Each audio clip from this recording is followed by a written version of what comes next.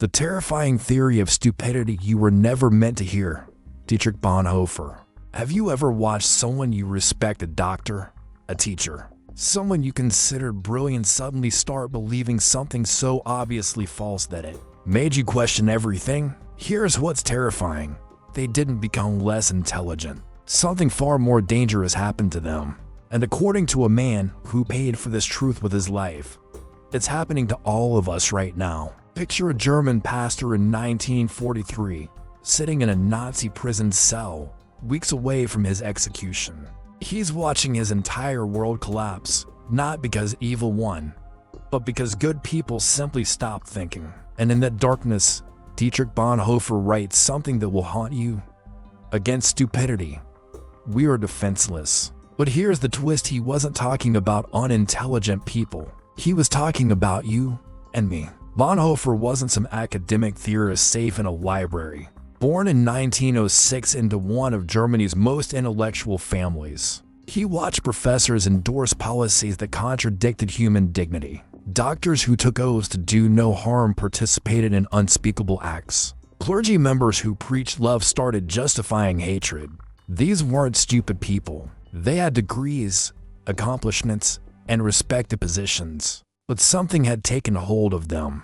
Something Bonhoeffer realized was far more dangerous than ignorance. The smarter someone was, the more elaborate the justifications they could create for abandoning their own judgment. Here's where his insight gets uncomfortable. When he talked about stupidity, he didn't mean low IQ. He described it with surgical precision.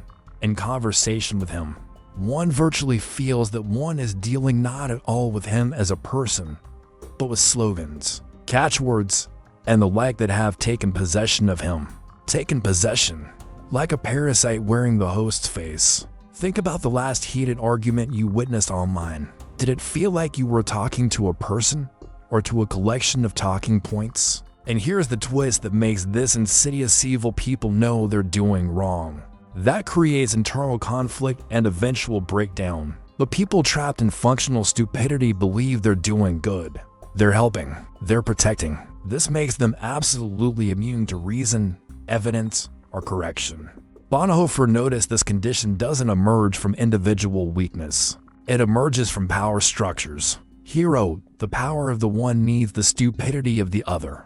Every time power surges, whether political, religious, or corporate, it creates conditions that make intellectual surrender easier than independent thought. Now here's where it gets disturbing for us. Bonhoeffer was watching Nazi propaganda spread through radio broadcasts. We're living through something exponentially more sophisticated. Social media algorithms don't just spread propaganda, they study your brain. Every click, every pause gets analyzed. A 2018 MIT study found that false information spreads 6 times faster than truth on social platforms. Why? Because lies feel better. They're simpler, more emotionally satisfying, more aligned with what we already want to believe. Your brain evolved to prioritize speed over accuracy. The ancestors who stopped to analyze whether rustling grass was wind or a predator became lunch. You're running cognitive software designed for a world that no longer exists. And billion-dollar companies are exploiting every outdated feature. But here's what should make you pause. You're not immune. Neither am I. The moment we think we're too smart to fall into this, we've already started falling. Solomon Asch proved it in the 1950s when surrounded by a group giving obviously wrong answers. 75% of people went along at least once. Not stupid people, regular people like us. We've seen this pattern throughout history. Salem witch trials weren't conducted by ignorant villagers, they were led by educated clergy who genuinely believed they were protecting their town. The Red Scare wasn't driven by fools, it was fueled by patriots who sincerely thought they were defending democracy. In each case, intelligent people abandoned critical thinking because thinking independently had become too costly, too dangerous, too exhausting. So what do we do? Bonhoeffer believed breaking free requires costly grace, thinking independently, even when it's painful or dangerous. But now we're not just fighting social pressure. We're fighting our own brain architecture and AI systems designed to exploit our weaknesses. Here's something you can start today. Practice intellectual friction.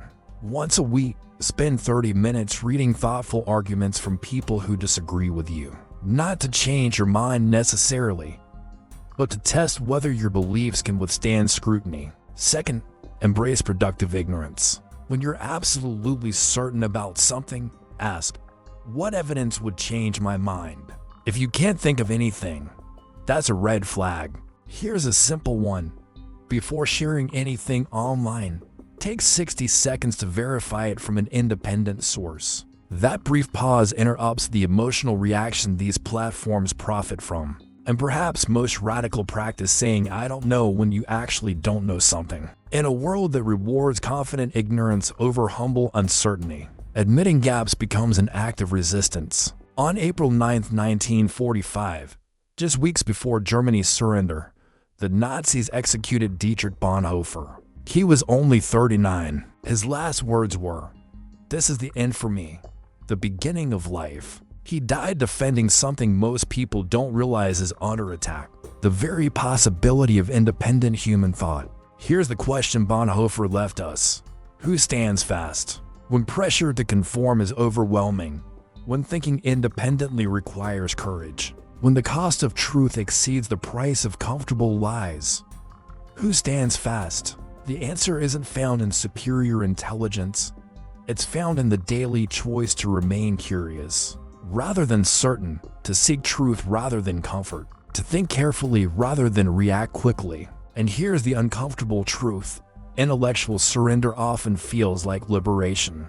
Thinking is exhausting. It's uncomfortable to hold contradictory ideas simultaneously. It's painful to admit you might be wrong about something you've built your identity around. But that discomfort is the price of remaining human. In a world designed to profit from our intellectual surrender, choosing to think for ourselves becomes the most radical act available. So here's my challenge, and I want you to actually do this. This week, find one belief you hold strongly and spend 30 minutes researching the best arguments against it. Not strawman arguments, but the strongest case your opponents can make. If your belief survives honest scrutiny, you'll hold it more confidently. If it doesn't, you've learned something valuable about the difference between conviction and truth. Every time you choose curiosity over certainty, evidence over emotion, careful thinking over quick reactions, you're not just protecting your own mind. You're defending the very possibility of human wisdom. In an age designed to make us functionally stupid, you're honoring the sacrifice of people like Bonhoeffer who understood that some things are worth dying for, and independent thought is one of them. Drop a comment below. What's one belief you're willing to question this week? If this video made you uncomfortable, if it challenged something you thought you knew for certain, that's not weakness. That's the beginning of intellectual courage. Share this with someone who isn't afraid to think deeply, even when it hurts. Because in a world that profits from our intellectual surrender, the simple act of thinking carefully might be the most important form of resistance we have left. Word count: 787 words approximately. 7 minutes at 110 to 115 words per minute speaking pace.